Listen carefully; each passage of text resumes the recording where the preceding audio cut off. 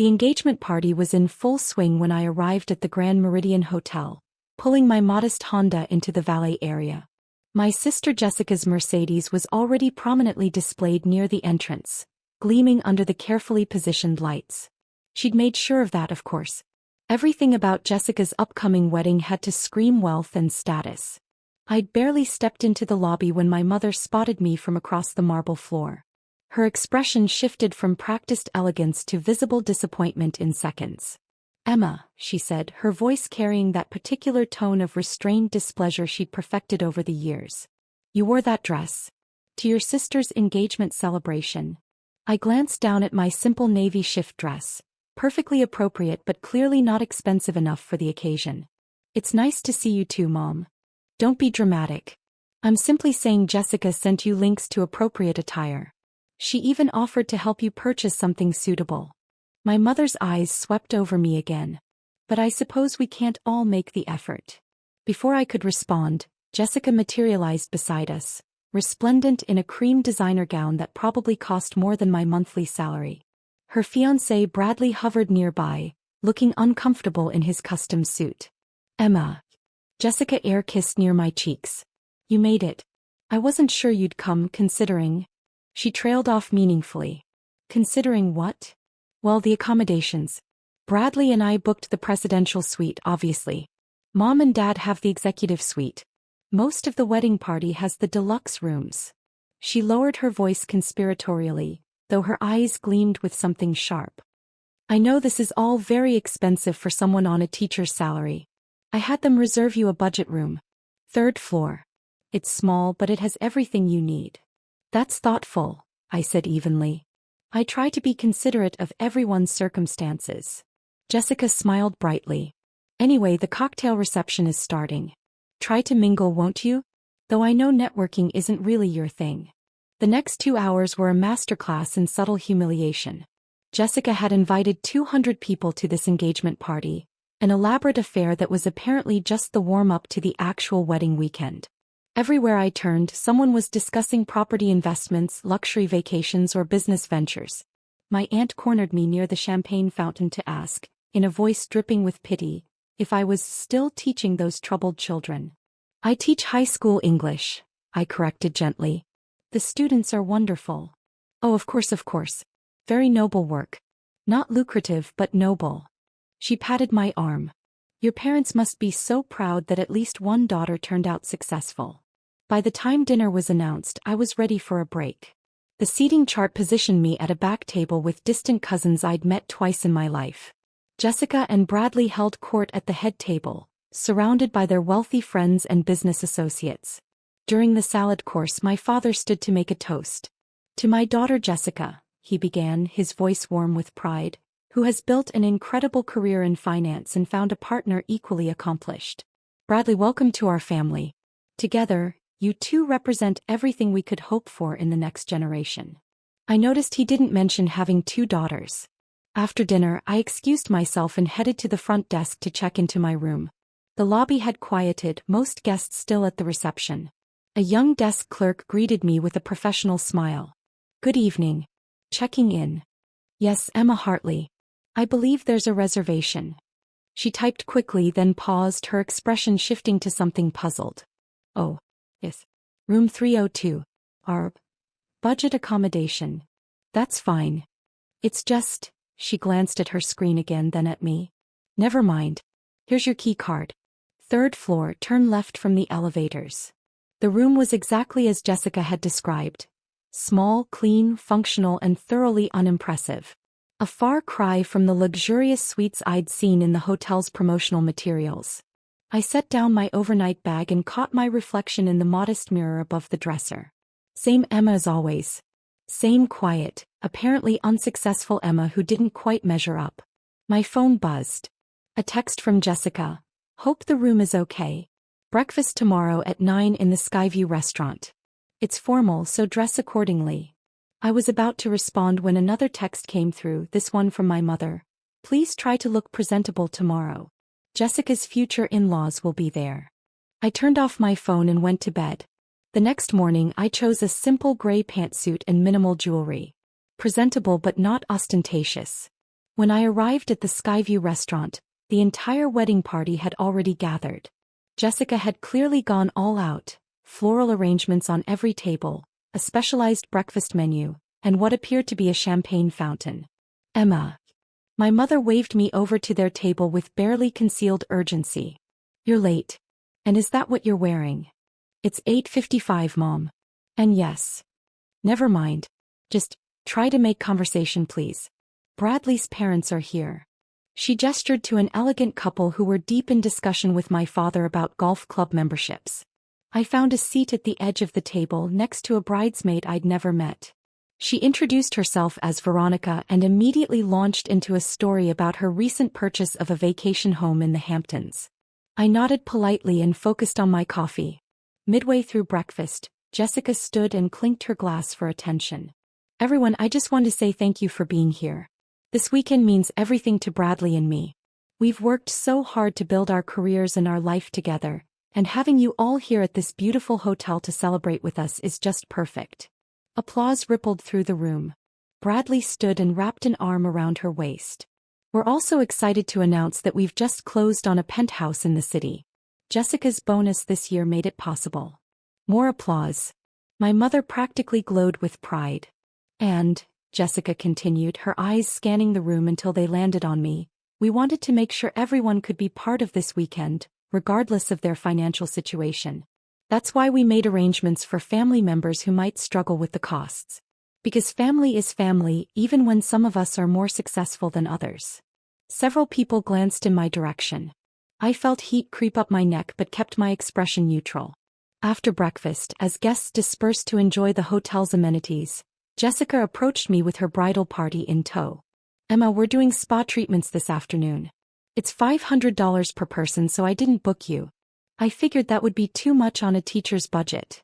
I appreciate your consideration, I said quietly. But you could come sit in the relaxation lounge with us. They have free cucumber water. Veronica giggled at this. I think I'll explore the hotel instead. Jessica's smile sharpened. Of course. Though I should warn you, the amenities here are really geared toward a certain clientele. The pool requires resort wear. No basic one-pieces, you know. The fitness center has a dress code. Even the business center requires a day pass. I'll manage. I'm sure you will. She leaned closer. Look, Emma, I know this weekend probably makes you feel bad about your choices. Teaching instead of pursuing a real career. Living in that tiny apartment. Never finding someone successful like Bradley. But you shouldn't feel bad. Not everyone can be accomplished. Someone has to be ordinary. Something flickered in my chest, not anger but a distant sadness. If you say so, Jessica. I do say so. And honestly, it's good for people to see the contrast. Makes Bradley and me look even better. She laughed as if this were a joke, but her eyes were serious. Anyway, enjoy your afternoon. Try not to feel too out of place. As she walked away, Veronica Stage whispered, Is that really your sister? She's so successful and put together. You two are nothing alike. I spent the afternoon in my small room, reading and trying to ignore the succession of texts from family members. My aunt wanted to know if I needed help finding professional clothing for the rehearsal dinner. My cousin asked if I was doing okay financially, and offered to send me links to budgeting apps. Even my father sent a brief message. Your mother and I hope you're being pleasant to Jessica's friends. This is an important weekend for her. By evening I'd had enough. The rehearsal dinner was scheduled for 7 o'clock in the hotel's grand ballroom. I arrived exactly on time, wearing the one formal dress I'd packed, a simple black number I'd had for years. My mother intercepted me at the door. Emma. That dress. What about it? You wore it to your cousin's wedding 3 years ago. People will remember. Then they have excellent memories. She sighed dramatically. Just try not to embarrass us, please. The ballroom was spectacular. Crystal chandeliers, floor-to-ceiling windows overlooking the city, tables draped in ivory silk. Jessica had outdone herself. I found my place card at a table near the kitchen doors, as far from the head table as possible while still technically being in the room. Dinner was an elaborate 5-course affair. Between the second and third courses, Bradley's father stood to make a toast. To Jessica and Bradley. Two brilliant young people who represent the very best of their generation. ambitious, successful, and completely devoted to each other. Then my father stood. I'll be brief. Jessica, you've exceeded every expectation we ever had. Your career, your accomplishments, your choice of partner. All exemplary. Your mother and I couldn't be prouder. I waited for him to mention me. He didn't. After dessert, Jessica pulled me aside near the bar. She'd had several glasses of champagne and her carefully maintained composure had loosened slightly. Are you having fun, Emma? It's a beautiful event. It is, isn't it? Do you know how much this weekend is costing? The engagement party, this dinner, the wedding tomorrow? Over $300,000. Can you even imagine having that kind of money? I'm happy you have the resources to celebrate how you want. Resources. She laughed. Such a teacher word. It's called success, Emma. Bradley and I are successful. We worked hard, made smart choices, built careers. We didn't settle for mediocrity. Teaching isn't mediocre. Sure, if you like being poor and unimportant. She swayed slightly. Do you know what Mom said to me last week? She said, thank God at least one of my daughters turned out well. At least one, Emma. Isn't that funny? Hilarious. You could have been something. You were smart enough. But you chose wrong and now look at you. 32 years old, single, living in a studio apartment, making $50,000 a year teaching kids who probably won't amount to anything either. Before I could respond, Bradley appeared and gently steered Jessica away. Come on, sweetheart. Let's get some water. As they left, Veronica materialized with 2 other bridesmaids. Oh my God, is it true you're staying in one of the budget rooms? Like the ones they give to staff families. I'm staying in room 302 if that's what you mean. That's so sad. I mean, Jessica tried to help you out by getting you a cheap room, but still. Being here and seeing how the other half lives must be really hard for you. I'm managing. You're so brave. She said it like a compliment, but her eyes were gleaming with amusement. I excused myself and headed back to my room. The hallway on the 3rd floor was quiet, almost institutional compared to the luxury of the upper floors. I just unlocked my door when my phone rang.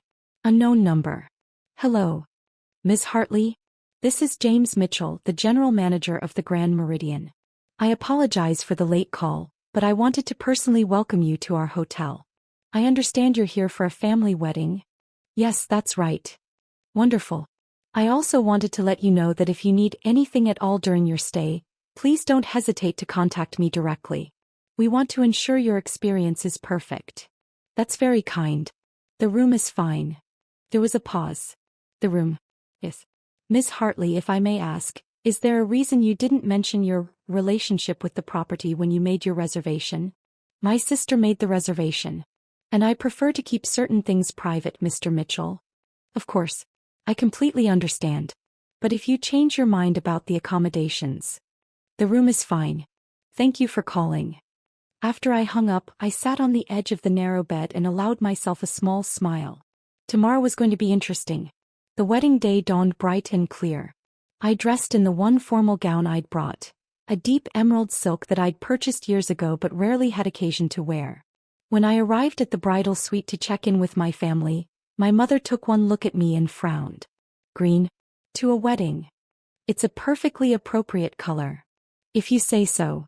She turned back to Jessica, who was holding court in a white silk robe, surrounded by makeup artists and hairstylists. Sweetheart, you look absolutely radiant. Jessica caught my reflection in the mirror.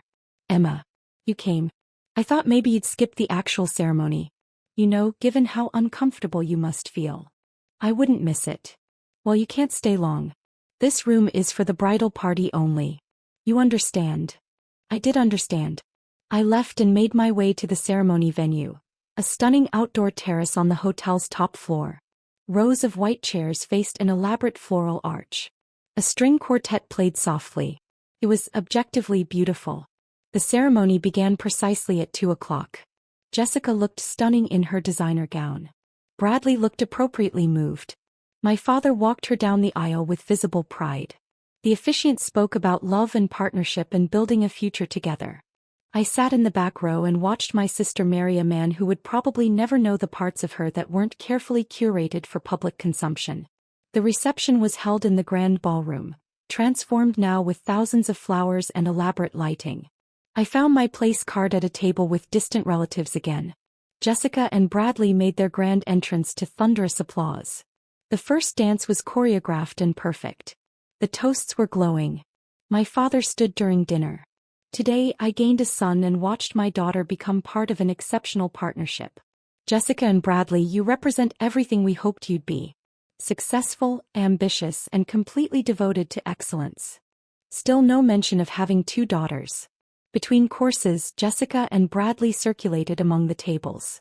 When they reached mine, Jessica was glowing with champagne and triumph. Emma, are you having a good time? It's a beautiful wedding. It really is, isn't it? Worth every penny. Though I suppose $300,000 seems like an impossible amount to someone like you. She leaned down, her voice lowering. You know what the worst part is? Mom and Dad didn't even want to invite you. They said it would be awkward having you here when everyone else is so successful. But I insisted. Because that's what good sisters do. How generous of you. I thought so. He straightened. Anyway, enjoy the rest of the reception. Try the champagne. It's $400 a bottle. Probably the most expensive thing you'll ever drink. As she walked away, one of Bradley's groomsmen slid into the empty seat beside me. You're the sister, right? The teacher. Yes. That's cool. I mean, it's no Fortune 500 company, but someone's gotta do it, right? He grinned like he'd said something kind. The reception continued. Dancing, more champagne, and elaborate cake cutting. Around 9 o'clock, I decided I'd fulfilled my family obligation and quietly slipped out. The lobby was bustling with hotel guests and wedding attendees spilling over from the reception. I was heading toward the elevators when I heard my name. Ms. Hartley. I turned to find James Mitchell, the general manager, approaching with what appeared to be concern. Is everything all right? You're leaving the reception early? Just tired. It's been a long weekend. Of course. Though I did want to speak with you briefly if you have a moment. Before I could respond, my mother's voice cut through the lobby. Emma. Where are you going? The reception isn't over. She approached with my father in tow, both looking displeased. Behind them, I could see Jessica and several wedding guests had followed, apparently curious about the commotion. I was just heading to my room, Mom. Without saying goodbye. How rude. My mother noticed Mr. Mitchell. Oh, I'm sorry. We didn't mean to interrupt. Mr. Mitchell smiled politely. No interruption at all, Mrs. Hartley. I was just speaking with Ms. Hartley about her stay. I hope she hasn't been complaining. My mother laughed lightly. We explained that she's on a limited budget. The budget room was appropriate for her circumstances. Mom, I said quietly. What? It's true. You can't afford to stay in a luxury hotel like this on a teacher's salary. There's no shame in that. Jessica had reached us now, slightly breathless from her hurried exit from the ballroom. What's going on? Nothing, I said. I was just leaving. The manager stopped her, my mother explained. I hope Emma didn't cause any problems with her accommodations. Mr. Mitchell's expression had shifted to something carefully neutral. No problems at all. Though I confess I'm somewhat confused by the situation. What situation? Jessica's eyes narrowed. Well, Mr. Mitchell said slowly, I'm trying to understand why Ms. Emma Hartley, the owner of this hotel, was placed in our smallest budget room while her family occupies the luxury suites. The lobby seemed to go very quiet. My mother stared. What? Ms. Hartley owns the Grand Meridian, Mr. Mitchell continued, his voice clear and professional. She's owned it for 5 years along with 6 other properties in this chain. I've been the general manager here for 3 years, and she's been an exceptionally supportive owner. Which is why I was quite surprised to see her checked into room 302. Jessica's face had gone pale. That's not possible. I assure you it is. Mr. Mitchell gestured to a woman approaching from the business center. This is Patricia Coleman, our director of operations. Perhaps she can clarify. Patricia, a sharp-eyed woman in her 50s, nodded to me respectfully. Ms. Hartley, I wanted to personally thank you for the staff bonuses you approved last quarter. The team really appreciated it. You're welcome, Patricia. My father found his voice. Emma, what is this? This is my hotel, Dad. I bought it 5 years ago. The Grand Meridian was struggling and I saw potential. I've been working with Mr. Mitchell to turn it around. But you're a teacher, my mother whispered. I am a teacher. I also invest in real estate. The two aren't mutually exclusive. Jessica was shaking her head. No. This is some kind of mistake. You live in a studio apartment. You drive a Honda. I live simply because I prefer to. And I invest my money rather than spending it on expensive cars. I turned to Mr. Mitchell. Thank you for your concern about my accommodations. I chose the budget room deliberately. I wanted to experience what our most cost-conscious guests experience. Of course. He paused. Though I should mention that room 302 is scheduled for renovation next month. The budget tier hasn't been performing well in our guest satisfaction surveys. I noticed. Let's discuss upgrades tomorrow. Patricia cleared her throat gently. Ms. Hartley, I hate to interrupt, but the city councilwoman just arrived. She's hoping to speak with you about your proposal for the Community Education Fund. The what? My father's voice was faint. Ms. Hartley has been working with the city to establish a fund that provides resources for public school teachers, Patricia explained. It's quite generous, $5 million over 5 years. My mother sat down heavily on a nearby sofa. Jessica was staring at me like she'd never seen me before. You have $5 million to give away? I have considerably more than that, Jessica. But I prefer to use it for things that matter. Education. Community development. Sustainable business practices. I paused. Not $400 bottles of champagne at weddings designed to impress people who don't really care about you. Emma. My father stepped forward. Why didn't you tell us? When would I have told you, Dad? Between the comments about my mediocre career? Or while you were toasting Jessica as your only successful daughter? Several wedding guests had gathered in the lobby now, drawn by the commotion. Veronica stood near the entrance to the ballroom, her mouth open. Mr. Mitchell tactfully gestured to his staff. Perhaps we should move this conversation somewhere more private? No, I said quietly. I think we're done here. Jessica, I hope you and Bradley have a wonderful honeymoon. Mom, Dad, enjoy your executive suite. I'll be in my budget room if anyone needs me. I started toward the elevators. Wait. Jessica's voice was small. Emma, I didn't know. If I'd known. If you'd known I was wealthy, you would have treated me differently. I know. That's exactly why I didn't tell you. I turned back. You spent this entire weekend making sure everyone knew I was less than you. Poor, unsuccessful, mediocre. And I let you because I wanted to see who you really were when you thought I had nothing you wanted. That's not fair, my mother protested. We're your family. Are you? Because family should care about who someone is, not what they have. Family shouldn't need a financial portfolio to show respect. My father looked stricken. We never meant. Yes, you did. You meant every word. Every dismissive comment, every pitying look, every time you pretended I didn't exist because I didn't meet your standards of success. I felt tears prickling but kept my voice steady. I teach because I love it. I live simply because it makes me happy. I invest quietly because I don't need recognition. And I came to this wedding because despite everything you're still my family. But I won't apologize for who I am or how I choose to live. Jessica's carefully applied makeup was starting to run. Emma, please. Can we talk about this? Not tonight. Tonight is your wedding. You should get back to your reception. I looked at Mr. Mitchell. Could you please ensure my family's suites are upgraded to our premier accommodations? I'd like them to enjoy the best this hotel has to offer. Of course, Ms. Hartley. And tomorrow morning, I'd like to meet with you and Patricia to discuss expanding our scholarship program for hospitality students. I think we can do more. Excellent. I'll arrange it. As I walked to the elevator, I heard whispers erupting behind me. The wedding guests would be talking about this for years. Jessica's perfect weekend had just been eclipsed by the sister she'd spent so long dismissing. My phone started buzzing before I even reached my room. Text after text, family members suddenly very interested in talking to me. I turned it off. The next morning I checked out early before anyone else was awake.